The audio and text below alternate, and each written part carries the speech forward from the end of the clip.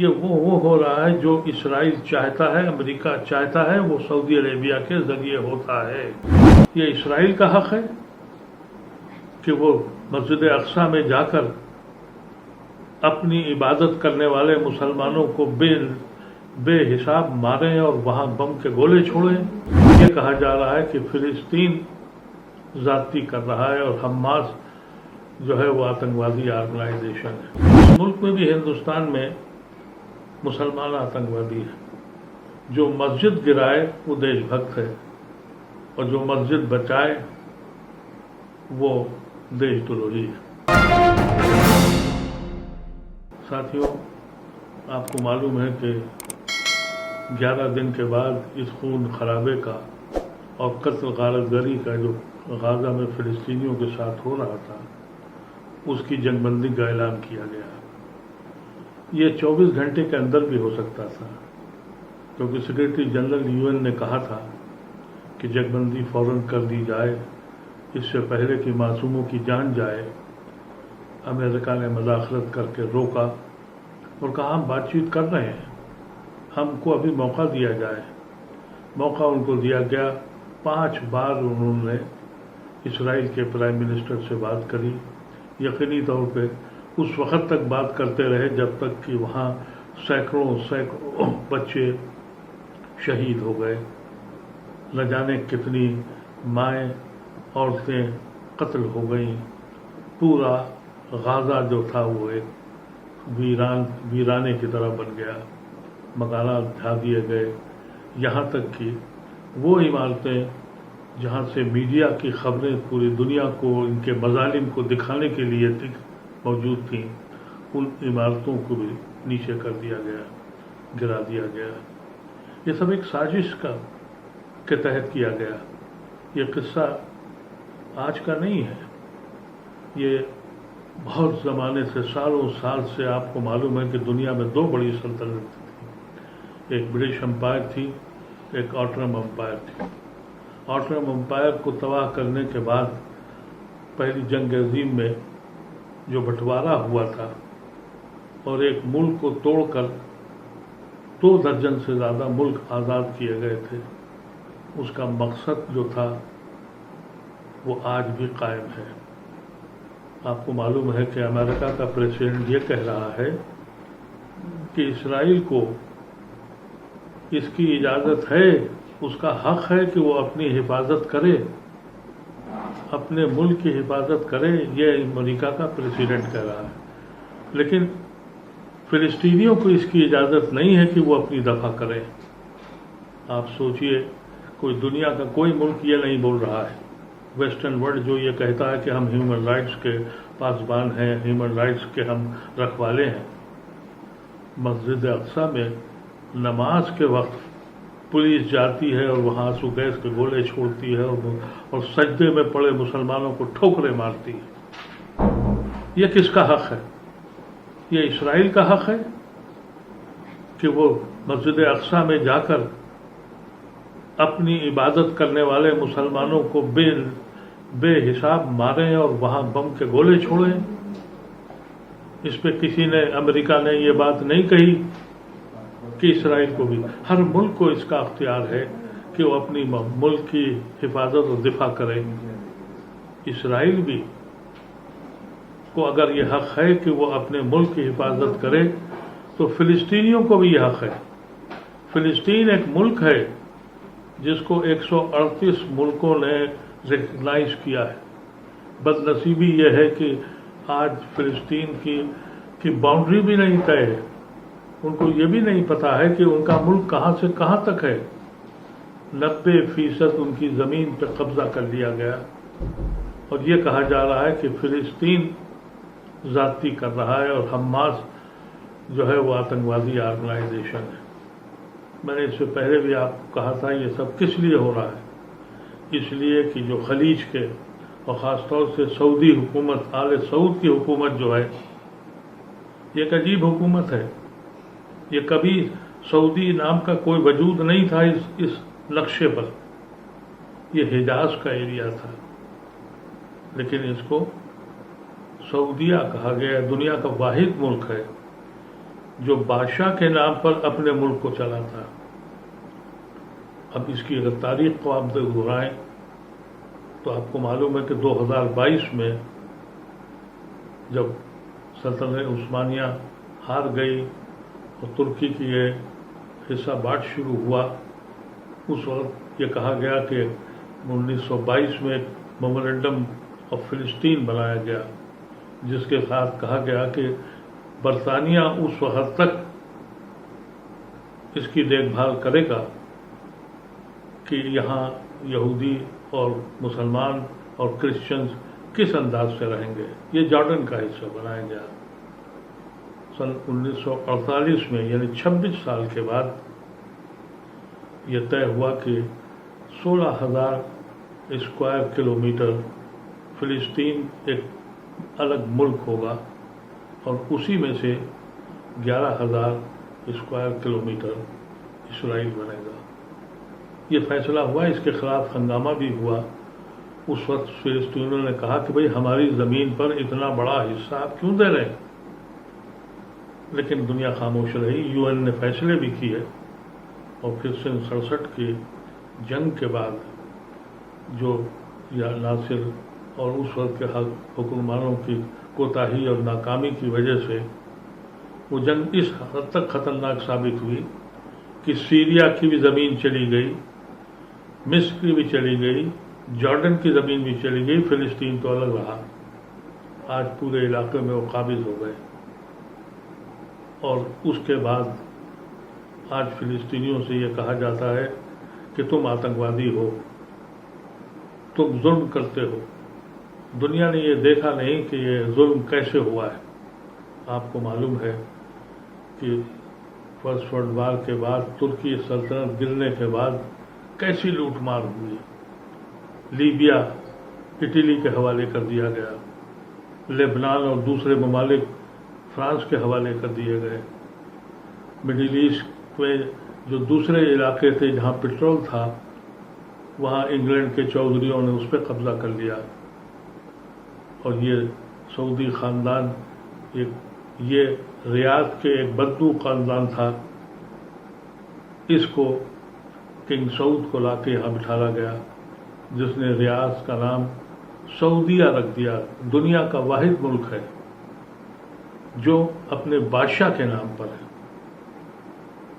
بالکل اسی طرح سے اگر ہندوستان کا نام اگر مودی جس طرح سے چل رہے ہیں اگر مودی رکھ دیں تو یہاں کی عوام کیا اس کو ایکسیپٹ کر لے گی؟ وہی سعودیہ جو ایک بادشاہ کے نام پر ایک ملک بنایا گیا، یعنی یہ دنیا کا واحد ملک ہے، وہ آج بھی خاموش رہا. اور جس طریقے سے اور جس بہادری سے بغیر سامان کے بغیر اسلحہ کے ان نوجوانوں نے اس کا تحفظ کیا مسجد اقصیٰ کا. آپ کو معلوم ہے کہ یہ مسجد اقصیٰ اس کے لیے فیصلہ ہوا تھا کہ یروشلم جو ہے وہاں تینوں قوموں کو اس کی اجازت ہوگی کیونکہ وہ زمین ہے جہاں بڑے بڑے پیغمبر پیدا ہوئے. حضرت سلیمان کی پیدائش وہیں ہوئی، حضرت داؤد کی وہیں ہوئی، حضرت زکریا، حضرت ہارون، نہ جانے کتنے پیغمبر کی وہ زمین رہی ہے. اسی لیے یہ کہا گیا کہ سب کو برابر کا حق ہوگا. لیکن اسرائیل صرف زمین ہی اب نہیں چاہتا ہے، وہ بیت المقدس بھی چاہتا ہے. اس نے کہا بھی یہی تھا جب یہ دیا گیا حصہ بانٹ ہوا تھا اور جو فیصلہ ہوا تھا میمورنڈم آف فلسطین کے بعد برطانیہ نے اور امریکہ نے مل کے کیا تھا، اس میں یہ بات واضح کر دی تھی کہ اس علاقے میں فلسطین رہے گا اور فلسطین کے اندر کے ملک کے اندر اگر کوئی یہودی یا کرسچن ہے تو اس کو برابری کا حقوق دیا جائے گا. اور جو حصہ اسرائیل کو دیا جا رہا ہے وہاں اگر کوئی فلسطینی یا مسلمان ہے تو اس کو برابری کا حصہ ہوگا. اسرائیل نے برابری کا حصہ فلسطینی مسلمانوں کو نہیں دیا، پھر بھی وہ پروگریسو اور بہت ہی تعلیم یافتہ لوگ کہلائے. آج بھی ان حصے میں مسلمانوں کے حقوق نہیں ہیں. ان کے ساتھ جو کچھ ہوتا ہے وہ چھپایا جاتا ہے وہ بتایا نہیں جاتا ہے، لیکن ڈیفینیشن طے ہو گئی ہے. یہ پوری دنیا کی ڈیفینیشن ہے کہ آپ ظلم کس کو کہیں اور آتنکواد کس کو کہیں. یہ صرف اس ملک میں نہیں ہے، اس ملک میں بھی ہے. اس ملک میں بھی ہندوستان میں مسلمان آتنکوادی ہے. جو مسجد گرائے وہ دیش بھکت ہے، اور جو مسجد بچائے وہ دیش دروہی ہے. یہ نظام بنا ہے نئے ہے دنیا کا، اس دنیا کا جس دنیا میں ہم اور آپ رہتے ہیں. آپ سوچئے تو کہ یہ 11 دن میں جس طریقے سے بمباری ہوئی ہے کھلے آسمان میں، اور یہ سارے عرب ممالک خاموش بیٹھے رہے اور وہ چودھری لوگوں کی غلامی کرتے رہے. میں سمجھتا ہوں کہ جہاں نقصان ہوتے ہیں وہاں کچھ فوائد بھی ہوئے ہیں. آج غزہ کے نوجوانوں نے، نہتے نوجوانوں نے کم سے کم اسرائیل کو یہ ثابت کر دیا، اور یہ اور ممالک کو جو دنیا کے دوسرے مسلم ممالک ہیں، کہ تم نکمے ہو اور اسرائیل تیرے خوف طاری کر دیا. سب سے خوشائن بات یہ ہوئی ہے کہ غزہ کے وہ چھوڑ کر جو ویسٹ بینک جو اسرائیل کے تحت پہنچ چکا ہے، اور وہاں کے ویسٹ بینک کے فلسطینی مسلمان وہ سرنڈر کر چکے تھے، وہ بھی آج اکٹھے ہو گئے. تو خوشائن بات یہ ہوئی ہے کہ اب فلسطین کا میں جو اختلافات تھے آپس میں وہ سب ایک لگ گئے. آپ کو معلوم ہے کہ واہ واہ ہو رہی ہے کہ صاحب ایجپٹ نے، مصر نے سمجھوتا کرایا ہے. آپ اس کی تاریخ سمجھنے کی کوشش کریے. ایک ایجپٹ میں ایک پریسیڈنٹ آئے تھے انور السادات. انور السادات نے اپنے دور میں ایک کوشش کی، اور وہ اسرائیل کی میں خود پہنچ گئے، اور اس وقت وہاں کی پرائم منسٹر تھیں گولڈا میئر. ان سے کہا آئیے بیٹھ کے بات چیت کریں، آپ کو کتنی آپ کی زمین ہے وہ آپ لیجئے، اور جو ہماری ہے اب ہم لوگ سکون سے رہیں. اس کے بعد گولڈا میئر پریشانی میں مبتلا ہو گئی، کیونکہ جو پروپیگنڈا تھا کہ یہ مسلمان جو ہیں یہ آتنکوادی ہیں، یہ کٹر پنتھی ہیں، یہ مظالم کرتے ہیں. لیکن انور السادات وہاں خود پہنچ گئے، اور وہاں جانے کے بعد اس وقت وہاں امریکہ کے پریسیڈنٹ جو تھے وہ پریشر میں آ گئے، اور یہ طے ہوا، کارٹر ان کا نام تھا. کارٹر نے پریشر ڈالا کہ نہیں اب آپ سمجھوتا کریے. نتیجہ ہوا کہ کارٹر کو اپنا دوسرے ٹرم کا الیکشن ہارنا پڑا، ان کو ہرایا گیا. انور السادات کو کھلے عام گولی ماری گئی، فوج نے گولی ماری. بغل میں حسنی مبارک بیٹھے تھے، ان کے ایک چھرا بھی نہیں لگا. وہ مصر کے صدر بنائے گئے، اور انہوں نے اپنے دور میں وہ سب کچھ کیا جو ان کے آقا ان سے کہتے رہے. اور یہ جو پی ایل او کی تنظیم تھی اس میں بٹوارا شروع ہوا، اور حماس اور پی ایل او الگ الگ دو جماعتیں بن گئی. یہیں تک کمزوری نہیں پیدا کی گئی، یعنی اس کے بعد بھی یہ خاموشی نہیں رہی. لیکن جب حالات مصر کے کیرو کے بہت خراب ہوئے تو وہاں اخوان مسلمین کی ایک دم سے پکڑ ہوئی، جس کے اوپر انہوں نے بینڈ لگا رکھا تھا یہ ناصر کے دور سے. اخوان مسلمین کا نمائندہ ڈاکٹر مرسی وہ جب حاکم بنا اور اس نے غلطی یہ کری کہ یہ کہہ دیا کہ ہم فلسطین کے ساتھ رہیں گے، نتیجہ ہوا کہ مرسی کو سعودی عربیہ کی حکومت نے بغاوت کرا کے اس سیسی کو جو آج حاکم ہے اس کو حاکم بنا کے بھیج دیا اور ڈاکٹر مرسی کو مار ڈالا. یہ سب کچھ یہ وہ ہو رہا ہے جو اسرائیل چاہتا ہے، امریکہ چاہتا ہے، وہ سعودی عربیہ کے ذریعے ہوتا ہے. آج سیسی کی واہواہی کی جا رہی ہے، انٹرنیشنل میڈیا کہہ رہا ہے کہ मिस्र ने बड़ा काम किया है। मिस्र ने काम ये किया है कि पैसों की रकम के टुकड़े जो सऊदी अरेबिया और अमेरिका से मिलेंगे वो मिस्र के नाम से बांटे जाएंगे, और फिर ये मिस्री, ये जो बिके हुए लोग हैं, ये कहेंगे कि हम फिलिस्तीन के साथ हैं। उन गरीबों के, उन लोगों के पास जो अब गुर्बत की ये हालत हो गई है कि ना घर है, ना मकान है, ना औलाद है, ना माँ है, ना बाप है, वो सब खत्म हो गए। जाहिर है कि उस वक्त पैसे की लालच दी जाएगी और मिस्रियों को फिर उन पर मुसल्लत किया जाएगा। और जो मिस्री अवाम है, जो इस फिलिस्तीन के साथ खड़ी है, उसकी नहीं सुनी जाएगी। इसीलिए कहा गया है कि साहब इजिप्ट ने इतने मिलियन बिलियन डॉलर्स की मदद कर दी है। इतने बिलियन डॉलर्स की मदद मिस्र के पास अपने खाने को तो है नहीं, ये पैसे आए कहाँ से उसके पास? जाहिर है अमेरिका या उसका गुलाम जो आज पेट्रोल के दौलत से माला माल है वो देगा और फिर अपने शिकंजे में फिर इनको बंद रखेगा। लेकिन अल्लाह सब कुछ देखता है।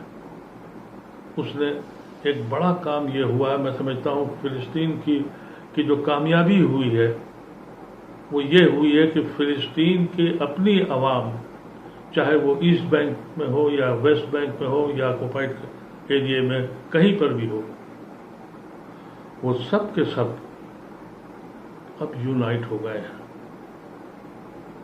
ज़रूरत इस बात की थी कि अब जो अवाम सऊदी अरेबिया और अमेरिका के पिट्ठुओं के और उनके गुलामों की नुमाइंदगी करते हैं, अब उनका तख्ता पलटना पड़ेगा। जिस दिन इनका तख्ता पलटेगा उस दिन दुनिया में सुकून हो जाएगा, जुल्म ख़त्म हो जाएंगे।